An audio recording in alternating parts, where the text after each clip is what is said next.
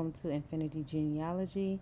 And today I want to explore the Slave Voyages website. It's a lot of information here, and I sort of want to go through a lot of it just to sort of piece all the pieces of the puzzles together. As you continue to do your research and your genealogy, you will find conflicting stories.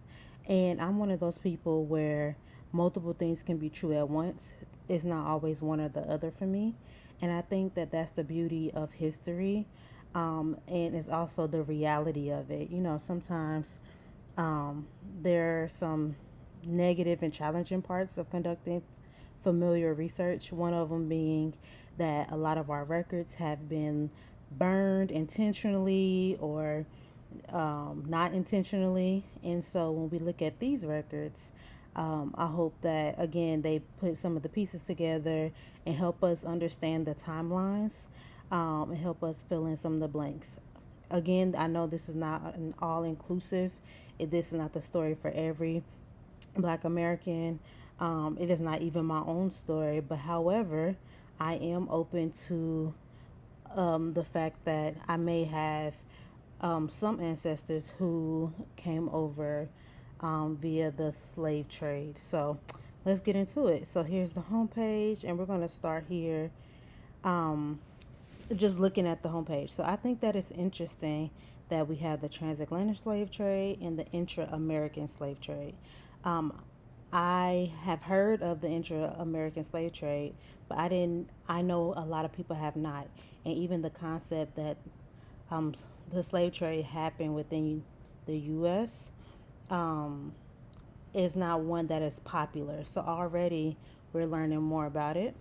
Being exposed to different stories, which is important. Again, that helps us to expand our understanding and unlearning, relearning, and all those great things. And then here you have people of the transatlantic trade. Let's see here. So, understanding the databases, enslaved databases, they have the African origins, oceans of kinfolk, understanding enslaver databases, etc. When you go back to the intra-America, or American, excuse me, understanding the database, you have essays, downloads, transatlantic. So it's interesting. Let's see. Let's go to resources. We have galleries, lessons, external links. About. So let's start about. I always want to know what I'm looking at. Getting into the history, excuse me. So about the project. So already projects. Okay. The transatlantic and intra American slave trade databases are the combination of several decades of independent and collective research by scholars drawn upon data in libraries, archives around the Atlantic world. The new Slave Voyages website itself is a product of 3 years of development by a multidisciplinary team of historians, librarians, curriculum specialists, computer programmers, web designers, in consultation with scholars of the slave trade from universities in Europe, Africa, South America, and Central America. The National Endowment for the Humanities was the principal sponsor of this work, carried out originally at Emory Center for Digital Scholarship, the University of California at Irvine, the University of California at Santa Cruz, the Hutchins Center of Howard. Excuse me. See, I'm a HBCU, Harvard University, has also provided support. This website is currently hosted at Rice University, which is in Houston, Texas. Okay, so again, already this is a project. There are researchers and just multiple people from different disciplines came together. So again, it's a multidisciplinary team. Okay, so let's dig more into it. The history of the project.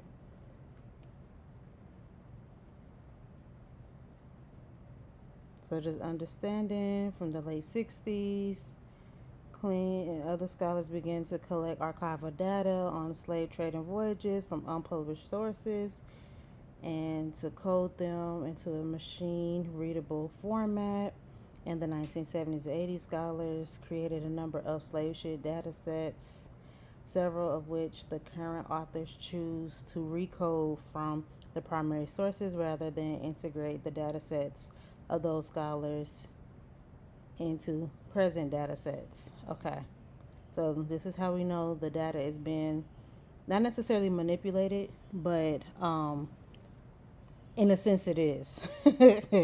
So let's keep that in mind. Several of the current authors choose to recode from the primary sources. So they're still getting information from primary sources. They're just not, including that into integrate the data sets of those scholars into the present set.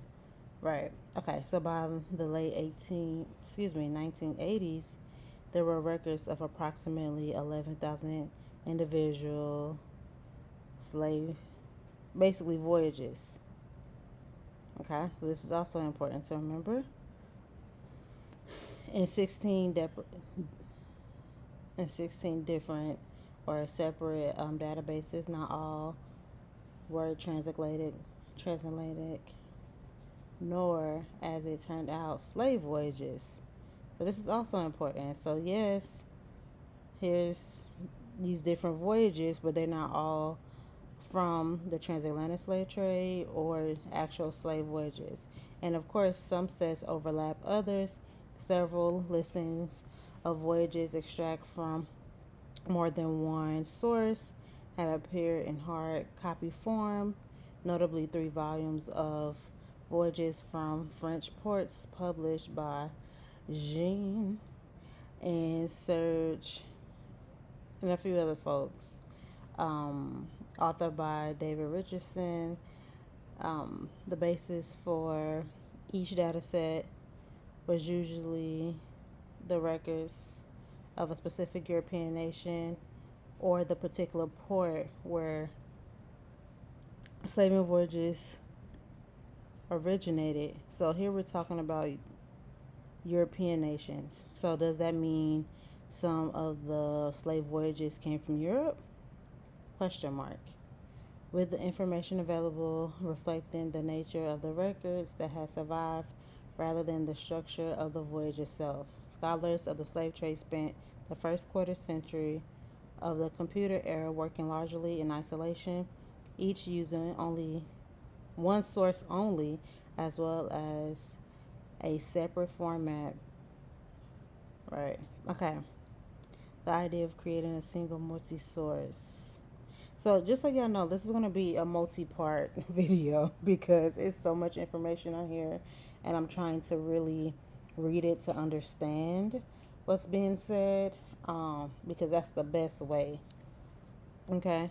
So, I already have a question as far as it talking about. I actually had two, not questions, but just 2 points of like 2 things to highlight. First, it's talking about um, the recoding of some of the primary sources, and then the European nations. So, okay, let's move on. The idea of creating a single multi-source data set of transatlantic slave voyages emerged from a chance meeting with David and Stephen in the British Public Records Office in 1990, while they were working independently on the early and late British slave trades. About the same time, Richardson has taken over detailed multi-source work on the large mid 18th century Liverpool shipping business begun years earlier by Maurice.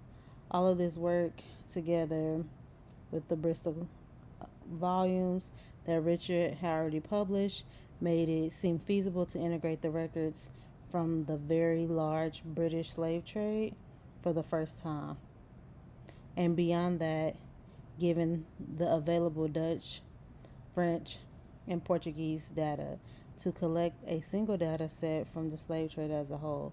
Meetings in January 1991 at the American Historical Association and in 1992 at the W.E.B. Du Bois Institute for Afro American Research at Harvard University, headed by Professor Henry Gates Jr., resulted in grant proposals to major funding agencies.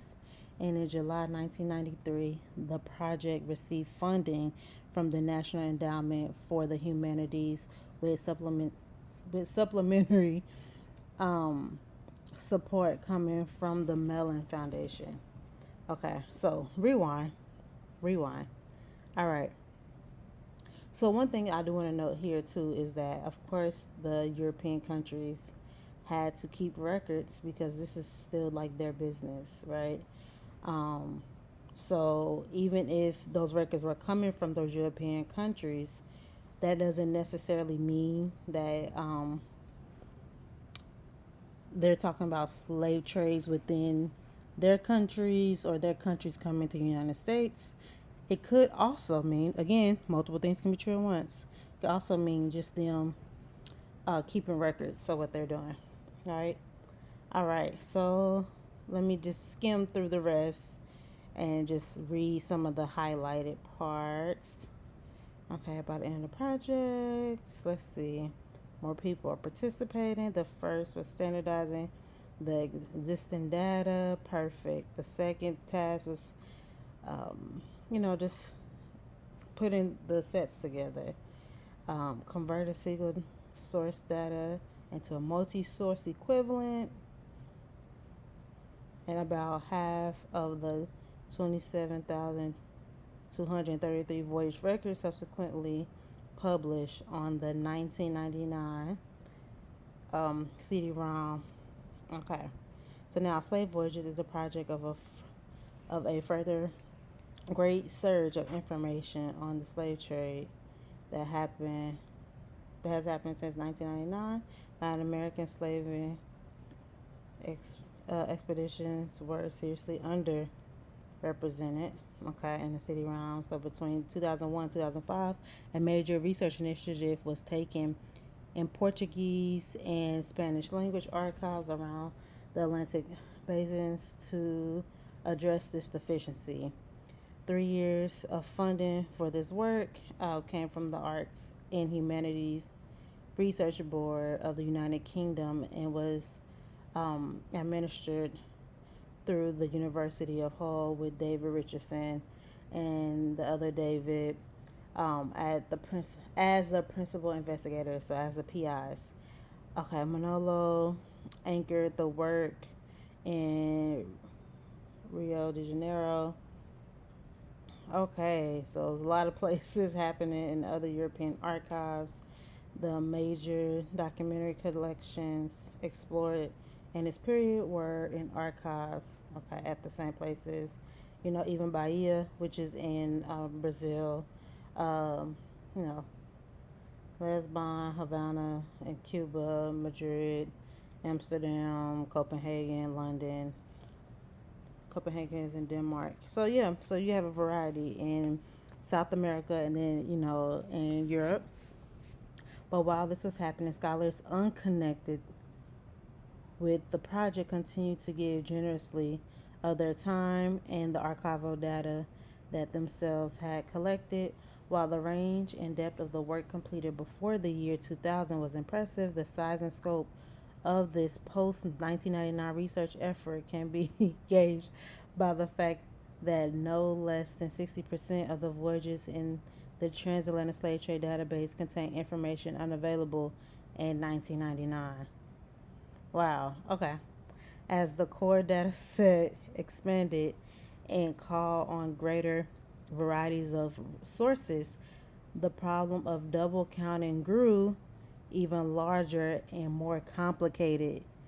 In this period, we reached the point at which as many resources have been devoted to this as the gathering of data in the first place.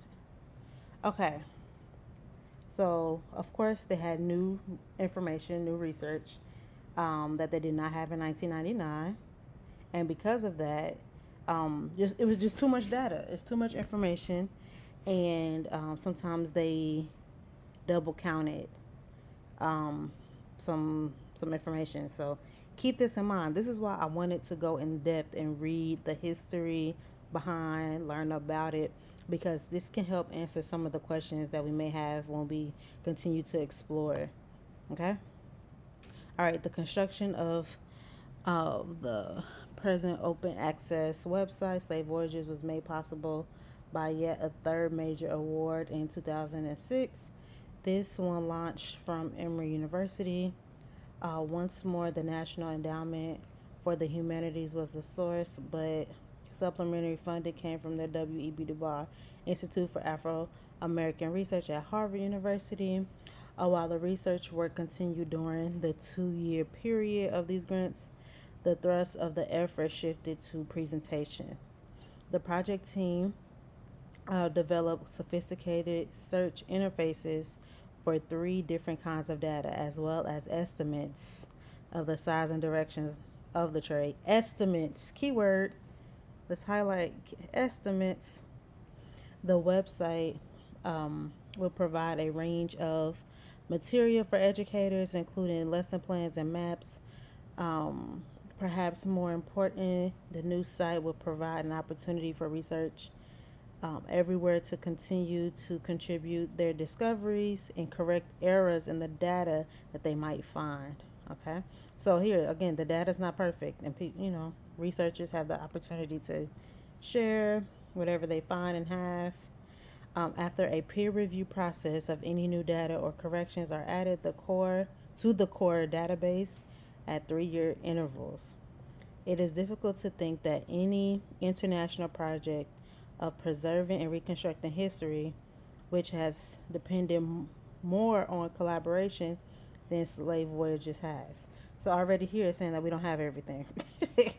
It's difficult, especially working with different countries, and just the content of the information is hard, right? It is even harder to think of one that provides a better analysis for such collaboration to continue in the future. The first web based version, excuse me, the first web based version of Slave Voyages was launched on December 5th, 2008. From 2005, okay, so we're going to jump in from 2008, no period, um, jumping from 2008 to 2015.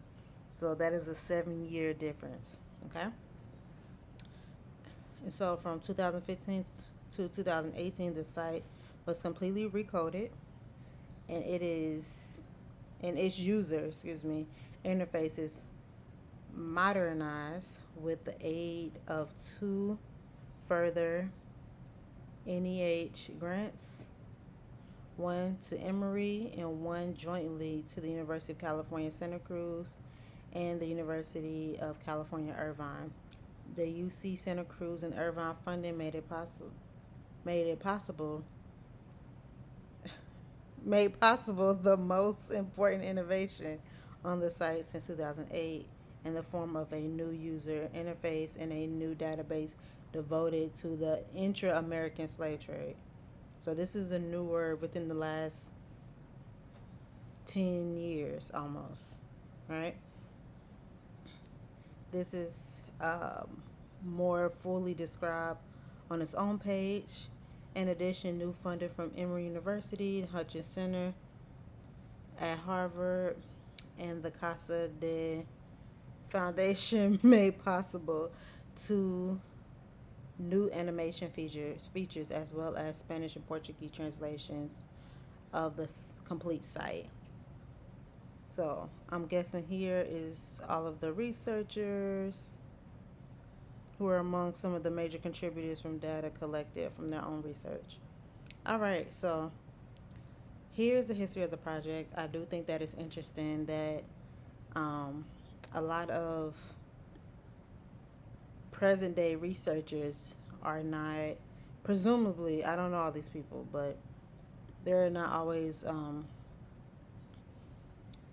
like Black American contributors. So this is why, to me, learning our history and conducting research is very important because we have to be in these rooms. We have to be a part of these conversations to make sure that our story and our histories are being shared properly and appropriately. Um, and so, yeah, so that is the history of the project. Let's go to the project team.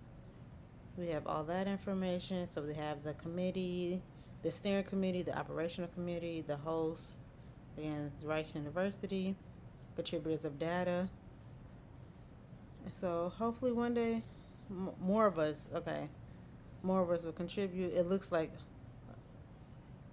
we have some contributors, acknowledgments, all of the funding and support.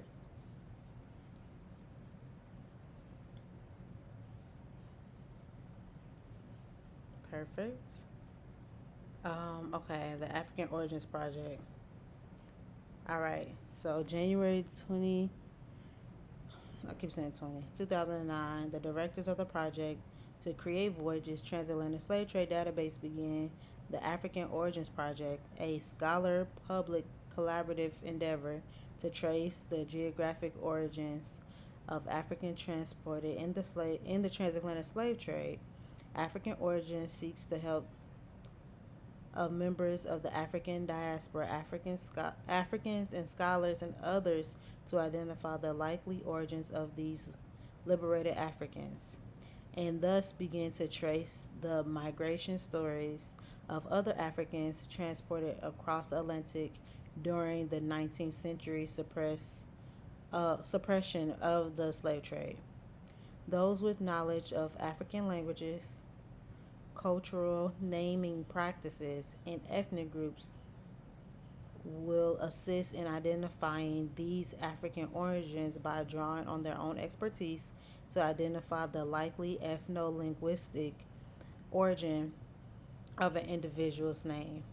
The African Origins Project arose directly from the work of G.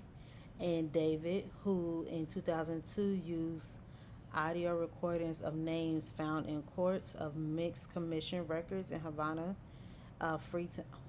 Cuba, Freetown, Sierra Leone, to identify likely ethno linguistic origins. The names in these recordings were pronounced by speakers of the same language and accent at the courts of mixed commission registrars would likely have had. For example, if the name was written in a Havana register, they had the name pronounced by a Spanish speaker in a Havana accent.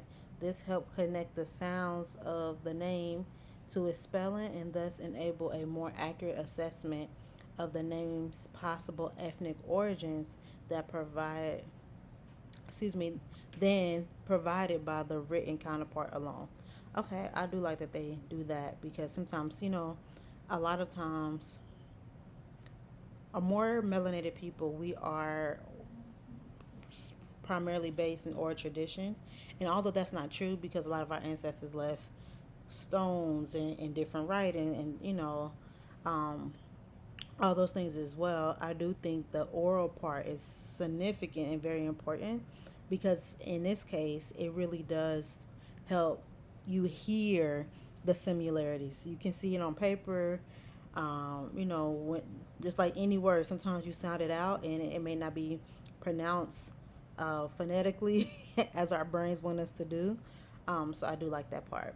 Okay, the researchers played these recordings to informants in Nigeria and to members of the African diaspora in parts of North America who were able to identify through these pronunciations the likely, again, see these words, estimate likely, ethnic group from which the name derived. Such one on one research with informants, though successful, proved highly time consuming and yielded little more than two identifications. Excuse me. For each African in their data set and led to the pursuit of an online method of broadly soliciting volunteers to assist with the project. When digitized images of the first pages of the Sierra Leone and Cuba records of mixed commissions registers um, from which the information of these Africans was drawn. An earlier database drawn from these sources called the African Names Database is available for download on this site. It contains data on stature that are not available on African origins, information on liberated Africans, and registers of the Court of Mixed Commission may also be found in the glossary. For more information about the African Origins Project and opportunities to participate, please use this link. All right, let me see. So when I click on the link for the, let me go back. So when I click this link about the Sierra Leone and Cuba Courts of Mixed Commission registers, here's what pops up. You get to. The hard thing about this is, okay, I see Virginia. You know, I love cursive, but sometimes, even though the writing is fancy, it is difficult to read. And so I really love that, like Ancestry.com, they will zoom in for you and sort of rewrite it so you're able to fully understand. So here it's just like, okay, I have to read it. So they do provide a description. You know, was captured at sea by British cruisers and adjudicated at a court established under the international anti-slave treaties. We have to do some more research on that. The image is of a picture of the first page. Okay, liberated Africans taken from the. So, is this taken from Virginia? The registrar has kept a formal record of emancipation that helped protect the individuals from subsequent re-enslavement. Okay, so this is 1819. Virginia, to me, is either you talking about Virginia, the Virgin Islands, like what are we talking about here? And it was captured by the British cruisers.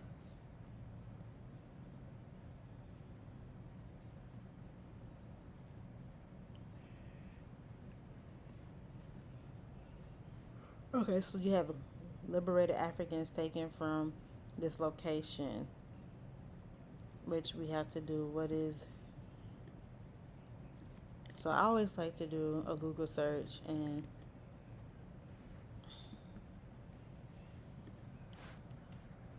meaning in the 1800s, because that's what they said. Okay, no.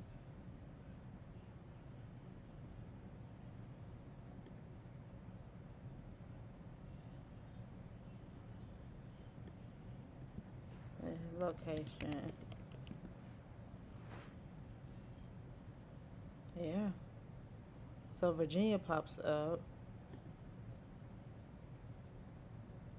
Okay, we can do more research later. Or, hold on. Look at this. Virginia Beach.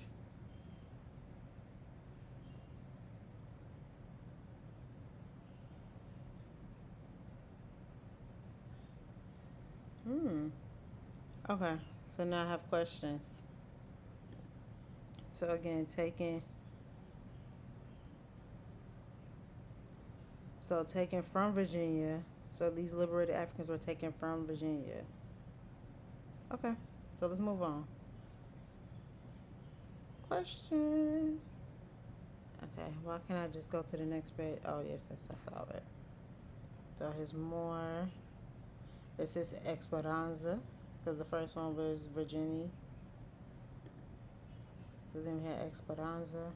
Again, I excuse all of my mispronunciations and words that I've been skipping, because if I don't know a word, I'm just going to move past. I'm not going to struggle with it. Y'all know, y'all can see it for yourself. Okay, so we have F. We have NSD. Regular. Okay. We have Francisco. And just from my own education, again, we have to know what we're looking at. And this is the ship. Okay, so basically the ship name, Schooner. schooner. Okay, so we have this, and this is, look at the year, 1820. So I think it started with 1819. In fact, this is 21. So in 20, there were two ships. Okay, so yep, 18 is 20 ships. Or two ships, excuse me. 1, 2, 3, 4, 5, 6, 7, 8, 9, 10, 12, 13, 14, 15, 16, 17, 18.